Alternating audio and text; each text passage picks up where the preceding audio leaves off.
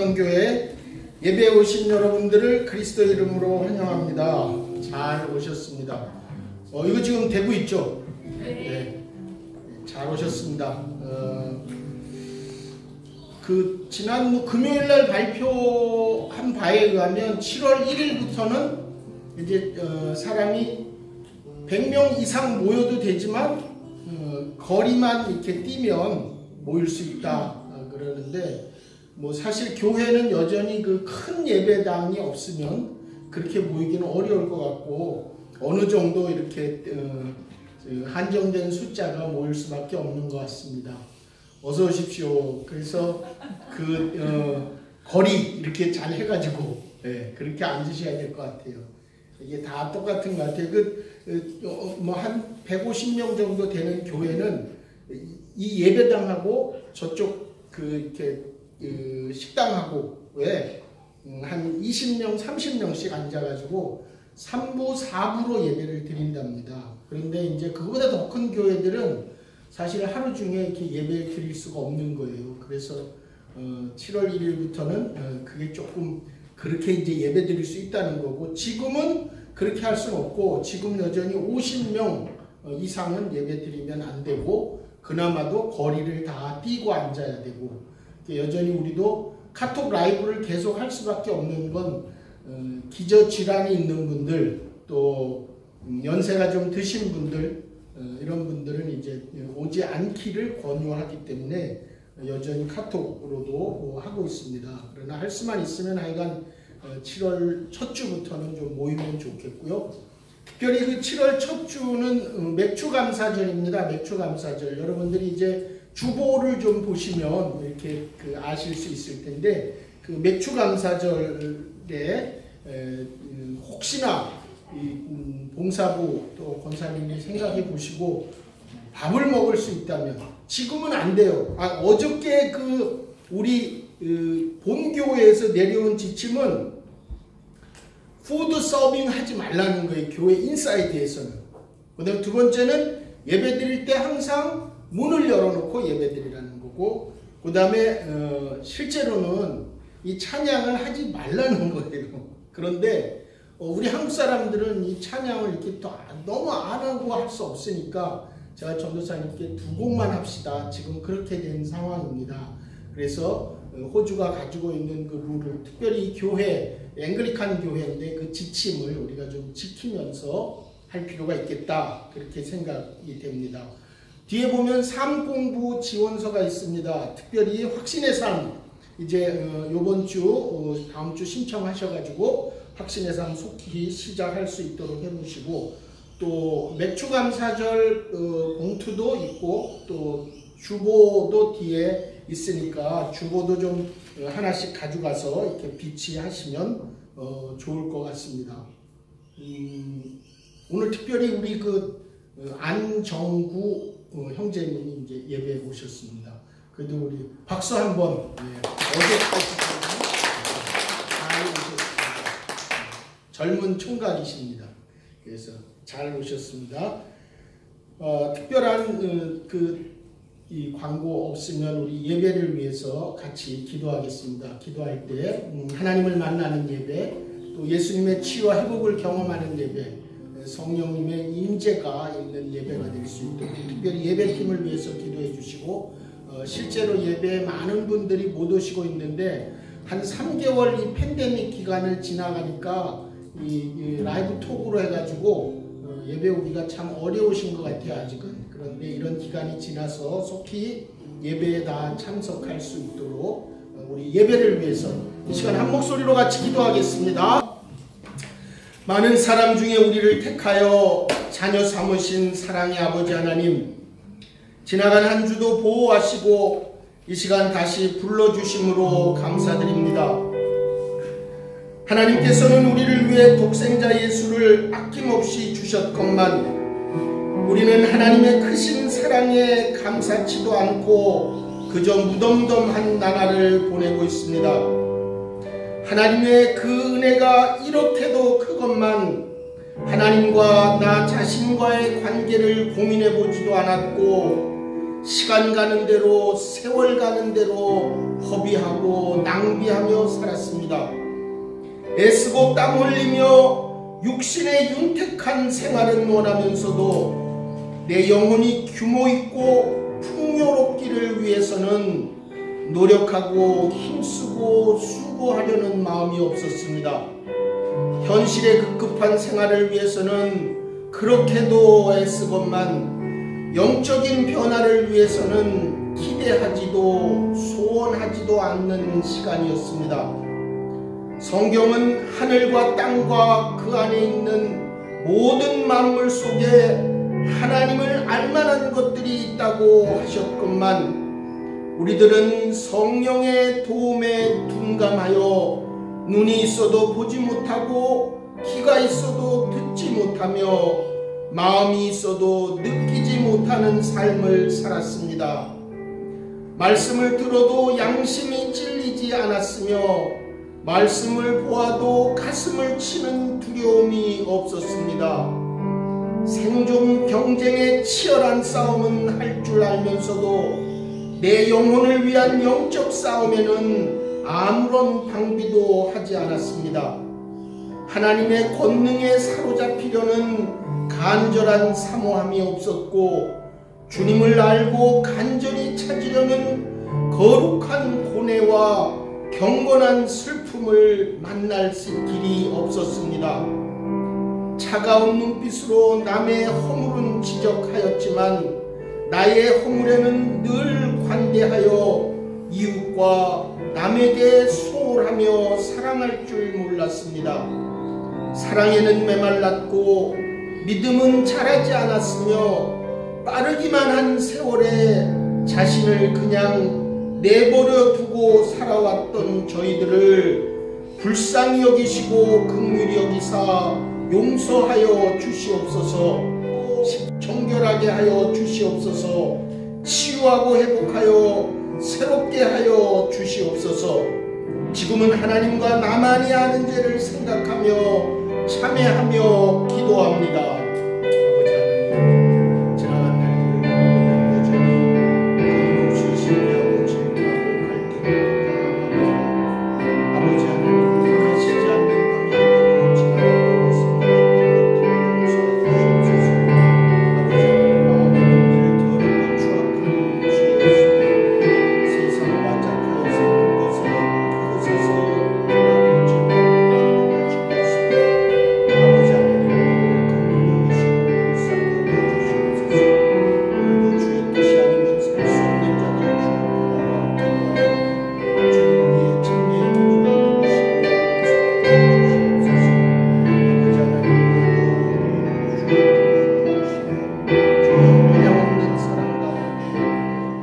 만일 우리가 우리 죄를 자백하면 그는 미쁘시고 의로우사 우리 죄를 사하시며 우리를 모든 불의에서 깨끗하게 하실 것이요 그런즉 누구든지 그리스도 안에 있으면 새로운 피조물이라 이전 것은 지나갔으니 보라 새 것이 되었도다. 그러므로 이제 그리스도 예수 안에 있는 자에게는 결코 정죄함이 없느니라. 주 예수 그리스도의 은혜로 영생을 얻은 우리가 영혼 구원하여 제자 삼게 하시고 VIP를 품고 전도하게 하여 주시옵소서. 주 예수 그리스도의 이름으로 기도합니다. 아멘. 하나님 말씀 같이 보겠습니다. 하나님 말씀은 고린도전서입니다. 고린도전서 9장 신약성경 273면쯤에 있습니다. 우리 앞에 그 PPT를 아주 잘 바꾸셨네요. 여러 가지로 아주 감사합니다. 잘 바꿔주셨습니다. 여러분들이 혹시라도 이렇게 불편하지만 우리가 늘 해야 되는 건 하여간 매일 성경을 사서 묵상하는 일이에요. 그러니까 불편해도 책값이 굉장히 많이 올랐어요. 우리 7불, 8불 했는데 지금은 10불 50입니다. 이유는 비행기 값이 항공료가 운송비가 너무 많이 올라가지고 그렇대요. 하여간 그렇게 아시고 매일 성경을 전체적으로 구입하기가 조금 어려우니까 혹시 이스트우드의 북랜드에다가 연락을 하시면 언제든지 가능합니다. 그러니까 책방에다가 연락을 하셔서 우리는 매일 성경을 따라서 주중에 묵상하고 그리고 주일날은 그 본문 가지고 설교를 합니다. 이제 나중에 되면 우리 전도사님이 강도사님이 되면 우리 저 유초등부도 어린이 매일 성경이 있어요.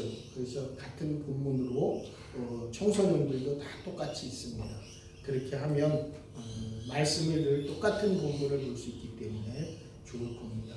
고린도전서 9장 말씀 1절부터 다 읽지는 않고요. 14절까지만 같이 한 절씩 교독하겠습니다. 내가 자유인이 아니냐 사도가 아니냐 예수 우리 주를 보지 못하였느냐 주 안에서 행한 나의 일이 너희가 아니냐 다른 사람들에게는 내가 사도가 아닐지라도 너희에게는 사도이니 나의 사도됨을 주 안에서 임친 것이 너희라. 나를 비판하는 자들에게 변명할 것이 이것이니 우리가 먹고 마실 권리가 없겠느냐. 우리가 다른 사도들과 주의 형제들과 게바와 같이 믿음에 자매된 아내를 데리고 다닐 권리가 없겠느냐. 어찌 나와 바나바만 일하지 아니할 권리가 없겠느냐. 누가 자기 비용으로 군 복무를 하겠느냐. 누가 포도를 심고 그 열매를 먹지 않겠느냐. 누가 양떼를 기르고 그 양떼의 젖을 먹지 않겠느냐. 내가 사람의 예대로 이것을 말하느냐. 율법도 이것을 말하지 아니하느냐. 모세 율법에 곡식을 밟아 떠는 소에게 망을 씌우지 말라 기록하였으니 하나님께서 어찌 소들을 위하여 염려하시느냐. 오로지 우리를 위하여 말씀하심이 아니냐. 과연 우리를 위하여 기록된 것이니 밭 가는 자는 소망을 가지고 갈며 곡식 떠는 자는 함께 얻을 소망을 가지고 떠는 것이라. 우리가 너희에게 신령한 것을 뿌렸은즉 너희의 육적인 것을 거두기로 과하다 하겠느냐. 다른 이들도 너희에게 이런 권리를 가졌거든 하물며 우리일까 보냐. 그러나 우리가 이 권리를 쓰지 아니하고 범사에 참는 것은 그리스도의 복음에 아무 장애가 없게 하려 함이로다. 성전의 일을 하는 이들은 성전에서 나는 것을 먹으며 제단에서 섬기는 이들은 제단과 함께 나누는 것을 너희가 알지 못하느냐.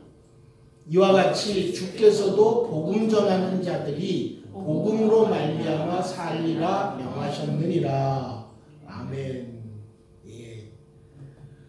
고린도전서를 보고 있습니다. 고린도전서. 고린도는 지금의 그리스의 저 남단에 있는 곳을 고린도라고 하고 그 그리스 남단에는 아주 좁은 바다와 바다 사이가 좁아가지고 흑해와 이 지중해 사이 그래가지고 거기가 이렇게 둥근 나무 토막을 넣어서 배를 사람의 힘으로 땅으로 이렇게 이쪽 바다에서 저쪽 바다로 가게 하는 지역.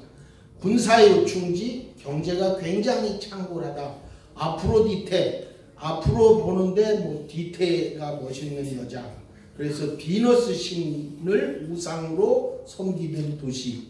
거기가 고린도다. 그래서 그 고린도는 사도 바울이 2차 선교 여행 때 복음을 전했던 곳이고 그곳에서 아볼로가 사도 바울이 교회를 세우고 난 다음에 아볼로라는 사람이 거기에 와서 이제 목회를 한 지역이다.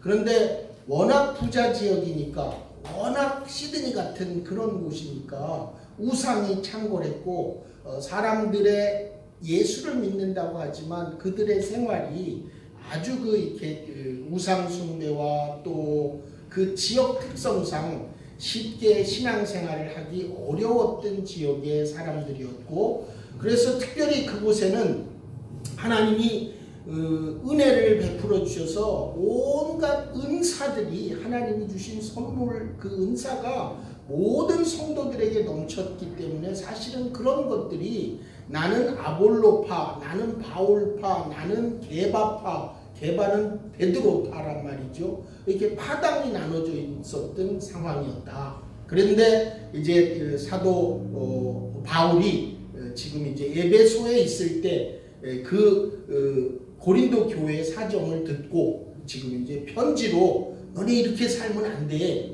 그러면서 지금 편지를 써서 보내는 거예요. 뭐 당시에는 사람이 이렇게 막 왕래하는 게 쉽지 않았으니까. 그런 중에 이제 여러 가지 얘기를 해요. 너네들은 심지어 아버지의 첩을 데리고 자는 그런 그 나쁜 놈도 있고, 뿐만 아니라 너네들은 지금 이 비너스에게 우상, 그때는 모든 고기가 먼저 우상에게 가서 제사 드리고 그 고기를 시장에 파는 거예요. 그러니까 우상에게 제사 지냈던 고기를 먹어야 되느냐 말아야 되느냐의 분쟁도 있고, 또 결혼은 해야 되느냐 말아야 되느냐 그런 얘기도 있고, 여러 가지 고린도 안에 있었던 문제를 이제 사도 바울이 편지를 써서 보내는 중에, 오늘 이제 본문에 나오는 얘기는 뭔 얘기를 사도 바울이 해야 되냐면, 사도 바울은 실제로 늘 이 복음을 위해서 또 형제를 위해서 그렇게 산 사람이고, 그 복음을 위해서 자기는 모든 배운 것들을 배설물로 여기는 당대 최고의 그 학위를 가지고 또 당대 최고의 공부를 한 사람이었지만, 그런 걸 다 배설물로 여기면서 형제들을 위하고 복음을 위해서만 살았던 그런 사람인데, 이제 많은 사람들이 사도 바울에 대해서 사도권, 다시 말하면 하나님이 따로 불러 세워서 복음을 전하게 했던 사람들, 그 사도의 사도라는 문제에 관해서 사도 바울을 계속 공격을 하는 거예요. 사도라는 것은 어떻게 생겼느냐? 예수님과 같이 예수님 살아생전에 복음 사역을 했던 사람, 그래서 예수님의 부활을 본 사람, 그리고 그 예수의 부활을 보고 예수님은 십자가에 죽고 부활했다는 것을 전하는 사람, 그 조건에 맞는 사람은 사실 예수님과 함께 했던 12명밖에 없는 거죠. 그래서 그 예수님과 함께 했던 12명 중에 결국은 또 유다는 예수를 배반하고 죽었고, 그래서 유다를 충원해서 12명이 됐지만, 사도 바울은 예수를 믿는 사람을 잡아 죽이려고 다메섹이라는 곳으로, 다마스커스죠 오늘날, 그곳으로 가다가 중간에 예수님이 나타나서 예수의 살아계심과 예수의 부활을 경험한 사람이었기 때문에, 사람들은 사도 바울이 예수를 원래는 배척했던 사람이고 예수와 함께하지 않은 사람인데, 예수와 함께 복음 사역을 했던 사람으로 예수의 부활을 경험한 그런 사람이 예수 그리스도의 죽음과 부활을 전하는 이 서티피케이트라고 하면 그렇지만 어쨌든 그 체험이 있어야지만 사도로 인정을 받는데, 사도 바울은 실제로 그런 사람이 아니었잖아요. 오히려 예수를 배척하고 예수 믿는 사람 잡아 죽이려던 사람이었는데, 그러나 그가 다마스커스 가는 중에, 예수 믿는 사람 잡아 죽이러 가는 중에 결국은 예수 그리스도를 만났고, 그 예수 그리스도의 부활한 예수를 만난 이후에 직접 하나님이 사도 바울을 이방인의 사도로 그렇게 허락했고, 그래서 사도라고 분명히 한 얘기가 사도행전에 나오고, 뿐만 아니라 당시에 예수 그리스도의 완전한 그 측근이었던 베드로나 야고보에게 있어서 이 사람은 우리와 같은 사도라고 하는 인침도 명확하게 있었고, 그러니까 분명한 사도임에도 불구하고 사람들은, 야, 네가 사도냐? 너 예수하고 같이 다니지도 않았고 너 사실은 옛날에 예수 믿는 사람 잡아 죽이려고 한 사람인데 네가 왜 사도야? 이렇게 계속 얘기를 하니까 사도 바울은 사실은 어떻게 보면 니들이 그렇게 말하던 말던 그냥 나는 내 길 가면 되는데, 사도 바울은 그렇게 하지 않고 내가 하나님이 세우고 나와 동지들이 인정한 사도다라는 얘기를, 사도권을 계속 변호해요. 왜 사도 바울은 그런 사도권에 대해서 변호를 했을까? 이것에 관해서 세 가지로 이렇게 얘기할 수 있어요. 당시에 사도 바울의 사도권에 대해서 계속 저항하고 뭐라고 하는 사람들은 전부 유대인 출신들의 말하자면 이단들이었어요. 말하자면 이거죠. 하나님을 믿으면 하나님 앞에 가서 동물 제사 드리고 율법 지키면 구원받는 거지, 내 죄를 대신해 십자가에 죽고 부활하신 예수 그리스도를 믿으면 구원받는다, 이거 아니라는 거죠. 그래서 하나님 믿는 유대인들 중에서는 당연히 예수를 믿어도 할례도 해야 되고 율법도 지켜야 된다고 하는 얘기들을 강력하게 했기 때문에 사도 바울은 그게 아니다, 예수 그리스도 믿으면 구원받는다, 그 얘기를 계속 하는데 사도라고 하니까 너 사도 맞아 이렇게 하는 것에 대해서 그래 니네가 뭐 날 사도로 인정하면 하고 말란 말고 니네 맘대로 해, 이렇게 해서는 사도 바울이 이방인들에게 복음을 전하는데 상당한 걸림돌이 되는 거죠.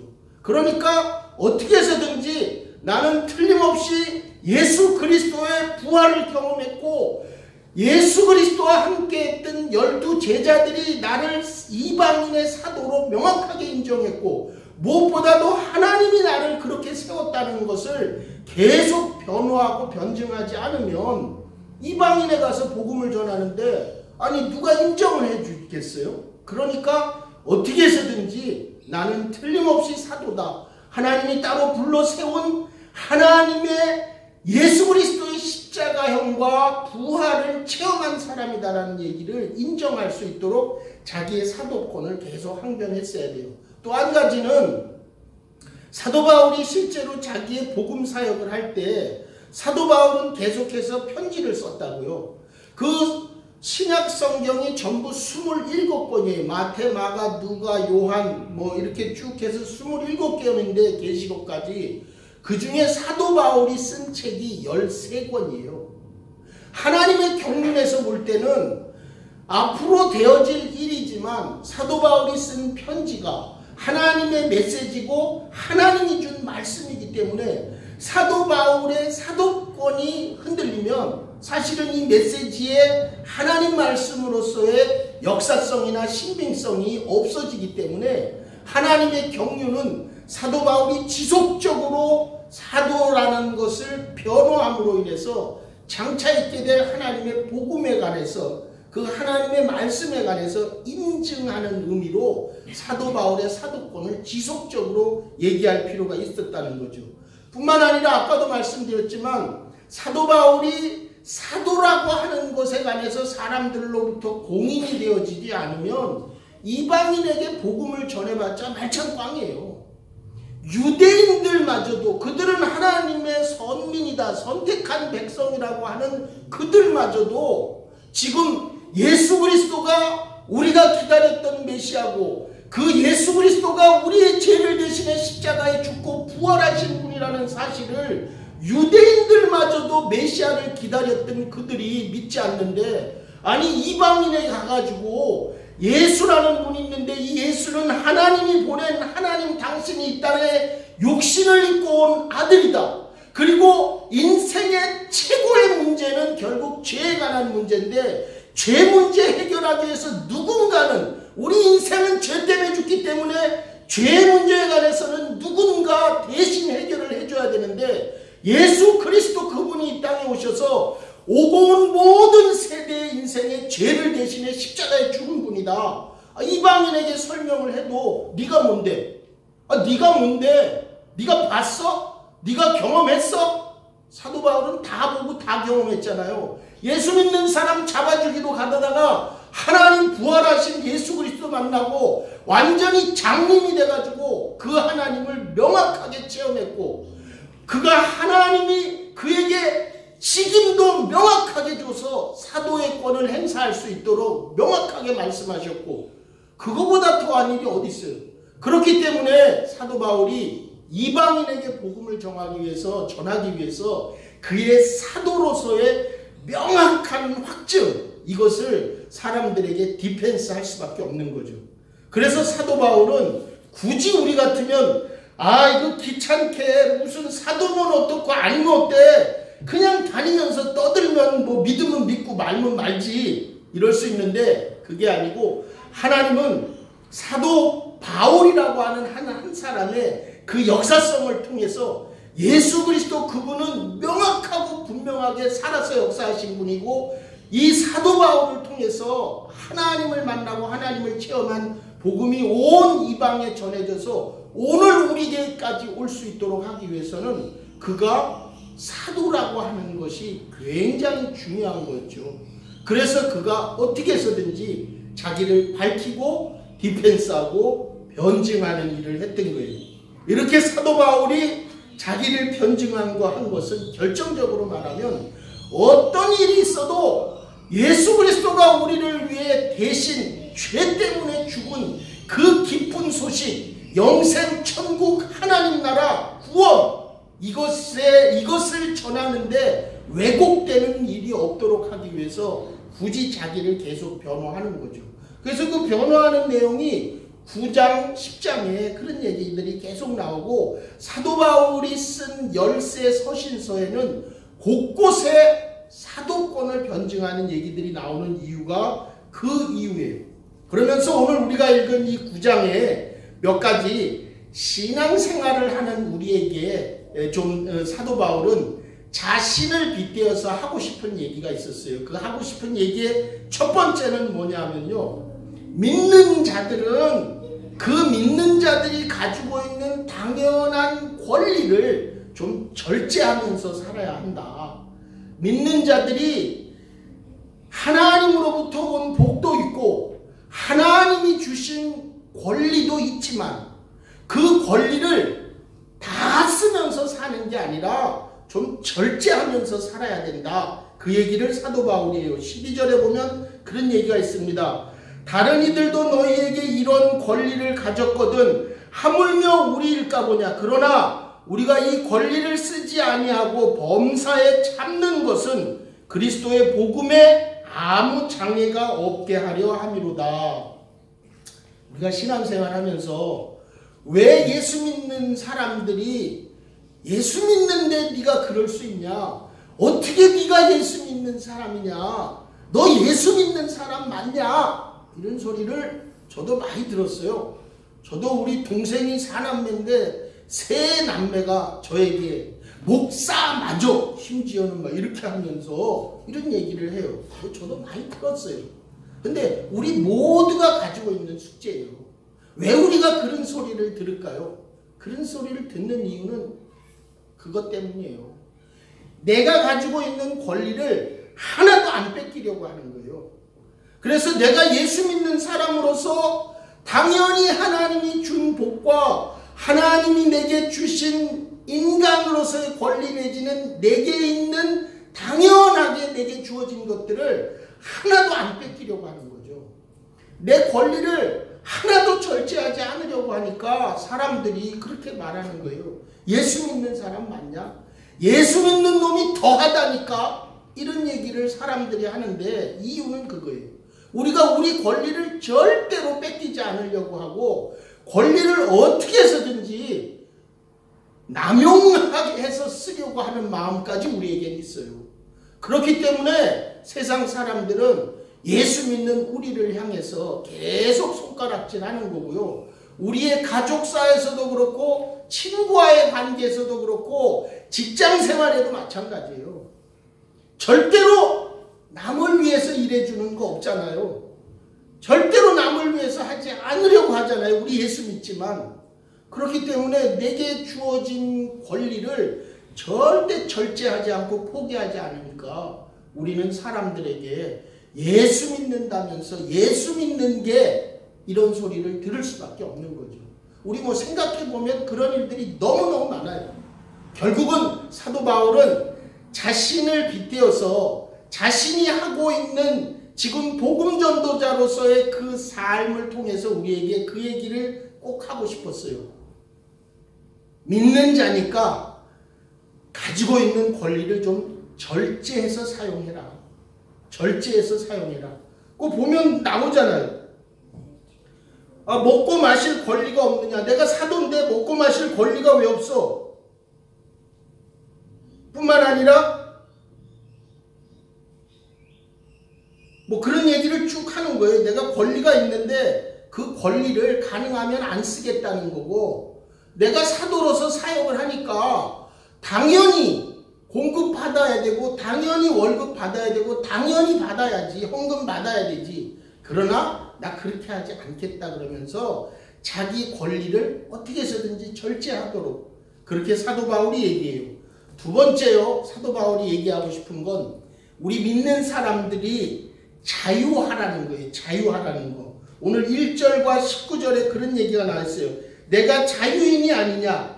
또 우리가 읽지 않았지만 19절에도 내가 모든 사람에게서 자유로우나 스스로 모든 사람에게 종이 된 것은 더 많은 사람을 얻고자 함이라. 자유하라는 거예요. 사도 바울이 자유한다는 말을 할 때 나는 노예가 아닙니다, 나는 종이 아닙니다, 그 얘기하려는 거 아니에요. 사도 바울은 아시는 대로 로마 시민권자를 가진 사람이에요. 로마 시민권자는 함부로 법정에 세울 수도 없어요. 로마 법정에 가야 돼요. 그렇기 때문에 사도 바울이야 당대의 최고의 권력을 가졌다고 할 수 있을 만큼, 호주도 마찬가지 아니에요. 호주도 어떻게 될지 모르겠는데 보니까 중국하고 관계가 어려워지면서 중국에서 어떤 사람이 마약 가지고 나오다가 걸렸는데 지금 사형 때린대요. 근데 미국 같으면 이제 이런 문제 생기면 난리 나죠. 미국 패스포드 가진 사람들은 막 미국 대사가 나서가지고 막 난리가 나는데, 어쨌든 호주는 지금 어떻게 할지 모르겠는데 그 시민권이라는 게 그런 상당한 그 유용성이 있고 힘이 있는 거잖아요. 그런데 지금 이제 사도 바울이 내가 종이라거나 노예라거나 그런 말이 아니에요. 사도 바울이 말하는 자유하라는 말은 영적으로 죄로부터 자유하고, 또 우리가 영원한 지옥으로 가야 될 사람들이지만 예수 그리스도를 믿음으로 지옥에서 천국으로 옮겨진 것으로 자유하고, 마귀에게 묶였던 데서, 그래서 어쩔 수 없이 마귀의 종로로 타던 데서 자유하라는 얘기고, 사도 바울은 옛날에는 계속해서 율법을 지키고 십계명을 지키면서 그렇게 살려고 했지만 예수 그리스도를 믿고 나서 계명을 따라서 사는 것이 아니라 이젠 충분히 자유할 수 있게 됐다는 거죠. 우리가 예수 그리스도를 믿음으로 인해서 사실은 많은 부분에 이미 자유하고 있는 거예요. 우리 안에 보이지 않는 불안, 초조, 긴장들이 계속해서 우리의 삶을 엄습할 때가 경험되었던 사람도 있어요. 그러나 예수 믿고 그런 부분들이 어떻게 돼서 그런지 모르지만 스스로 녹아서 자유를 경험하는 사람들이 얼마든지 우리 안에 있습니다. 결국은 예수 그리스도를 믿음으로 인해서 죄와 멸망과 율법으로부터 자유하는 그 자유가 진정한 자유다. 우리 안에 누가 지금 남에 묶여서 종으로 살아요? 누가 지금 우리 안에 빚에 묶여가지고 노예로 사는 사람 없잖아요. 그런데 우리가 사실은 많은 경우에 자유하지 못하는 것은 내 안에 죄 때문이거든요. 그래서 그 죄가 나를 자꾸 규정하면서 내가 묶여서 사는 거예요. 믿는 사람 그렇게 하지 말라는 거죠. 예수 그리스도가 내 죄를 대신해 십자가에 죽고 부활하셨다. 그 예수를 믿음으로 인해서 사실은요, 우리의 삶의 많은 부분들이 자유스러워지는 거예요. 그런데 그 예수 그리스도를 믿는 믿음이 명확하지 않으니까 계속해서 우리는 과거에 끌려다니고 과거에 묶여서 자꾸 과거를 쫓아가는 거죠. 예수를 온전히 믿으면 자유할 수 있다. 그렇기 때문에 믿는 자는 자유할 줄 알아야 된다. 자유해야 된다는 얘기를 사도 바울이 하고 있어요. 또 한 가지 사도 바울이 하는 얘기는요, 믿는 자는 결국은 상급을 기대하면서 살으라는 거예요. 상급을 기대하면서. 읽지 않았지만 오늘 9장 24절에는 이런 얘기가 있어요. 운동장에서 다름질하는 자들이 다 달릴지라도 오직 상을 받는 사람은 한 사람인 줄을 너희가 알지 못하느냐. 너희도 상을 받도록 이와 같이 다름질하라. 믿는 사람들은요, 상급을 기대하면서 살라는 거예요. 천국 상급을 얘기하면 상당히 뜬구름 잡는 것 같지만 성경은 틀림없이 얘기하고 있어요. 천국에는 상이 있다. 그러니까 그 상을 기대하라. 마태복음 5장에 분명히 있어요. 또한 하나님은 상 주는 분이심을 믿으라. 히브리서 11장에도 있어요. 하나님은 틀림없이 상을 준비하고 계세요. 그렇기 때문에 천국의 상급을 기대하고 사는 사람들이 이 땅에서도 복이라는 이름으로 그 상급을 사실 기대하고 사는 거예요. 성경에는 그 상급에 대해서 엄청 많은 얘기를 해요. 우선 먼저 예수 그리스도 믿고 영생을 얻게 되고 이 땅에서 하나님 앞에 산 삶을 가지고 가서 상급을 받게 돼요. 그러나 이 땅에서도요, 하나님의 말씀대로 살면 순종하고 사는 삶은 장수할 수 있도록 한다 그랬고요. 하나님의 말씀을 잘 듣고 살면 자손이 번성하게 되는 상급을 하나님이 허락했다는 거예요. 우린 이 땅을 살면서도 하나님의 상급을 누리지만 영원한 천국에도 그 상급은 분명히 있다. 그래서 그 상급을 기대하지 않거나 상급과 관계없는 신앙생활 하지 말고 틀림없이 상급이 있으니까 그 상급을 기대하면서 살아라는 얘기를 사도 바울이 해요. 그래서 사도 바울은 우리에게 그 상에 대한 얘기를 하면서 9장 전체적으로 이런 3가지 정도 얘기해요. 이 땅에 하나님의 상급, 영원한 천국의 상급, 그 상을 기대하는 사람들은 소명에 충실하게 살아달라. 소명에 충실하게 살아달라. 하나님이 우리를 어떻게 불렀는지, 무엇을 위해서 하나님이 우리를 불렀는지, 하나님의 선한 뜻이 무엇인지를 알고 그 하나님이 맡긴 소명을 잘 충실하게 살아달라. 가정주부면 열심히 가정을 섬겨야죠. 직장생활을 하면 그 직장이 하나님이 부른 소명의 자리인 줄 알고 최선을 다해야죠. 학생은 부지런히 책 봐야 되겠죠.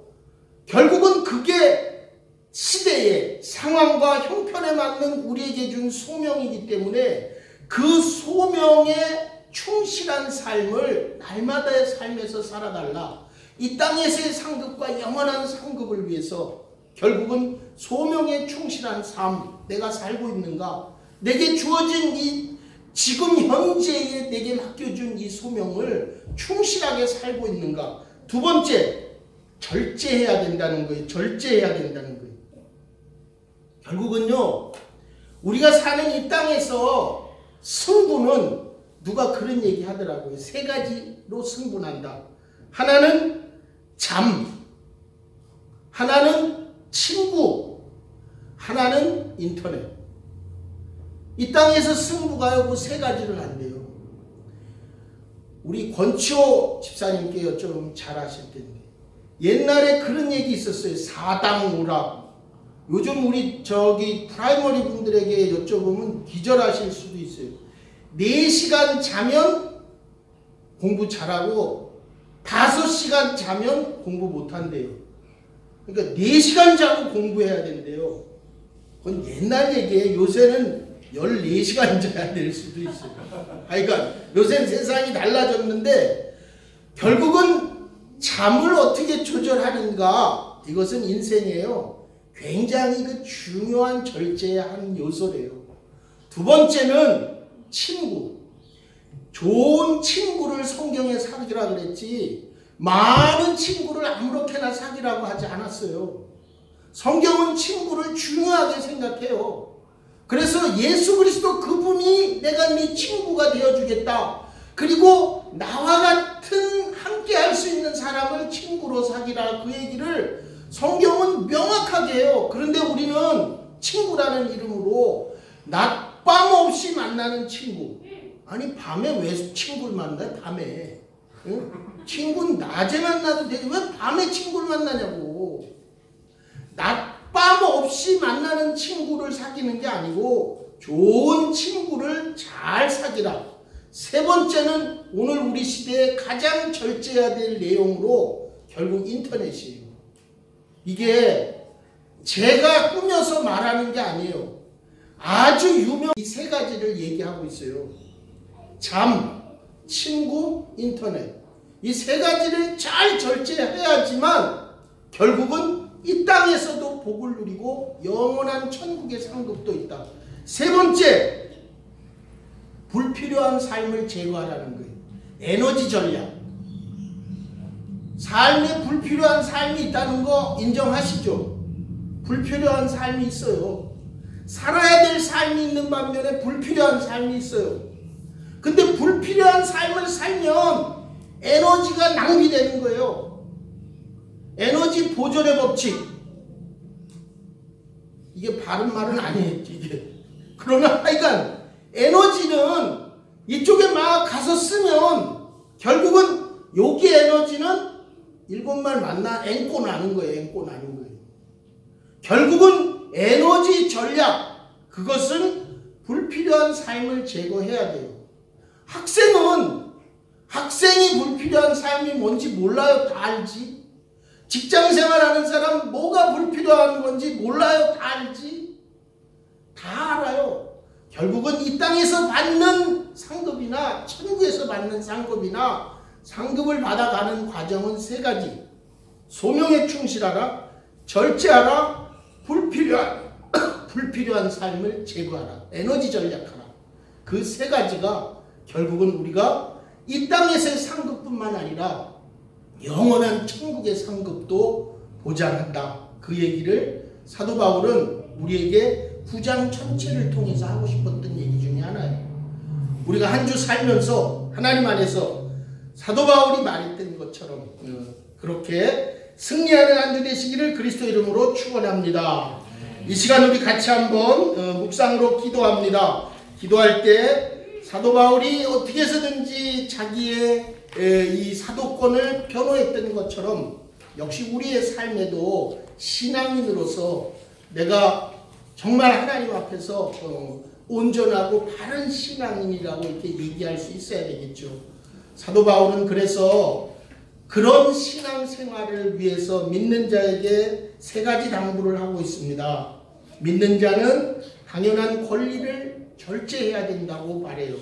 또 믿는 자는 그리스도 안에서 자유해도 된다. 자유하라고 말해요. 뿐만 아니라 믿는 자는 그 상급이 있기 때문에, 하늘의 상급과 이 땅의 상급이 있기 때문에 믿는 자들은 그 상급을 목표로 해서 살아달라. 그 상급을 위해서 우리가 이 땅에서 살 때 소명에 충실하라, 절제하라, 불필요한 삶을 제거하라, 에너지 전략하라. 결국은 이 얘기를 사도 바울은 우리에게 하고 싶었어요. 우리가 그런 삶을 살아갈 수 있도록 우리 묵상하면서 기도하겠습니다. 지금은 우리를 구원해 주신 주 예수 그리스도의 은혜와 하나님 아버지의 거룩하신 사랑과 날마다 우리를 승리케 하시는 성령님의 역사가 사랑하는 성도들과 가족과 경영하는 생업과 일터 위에 이제로부터 영원토록 함께 있을지어다. 아멘.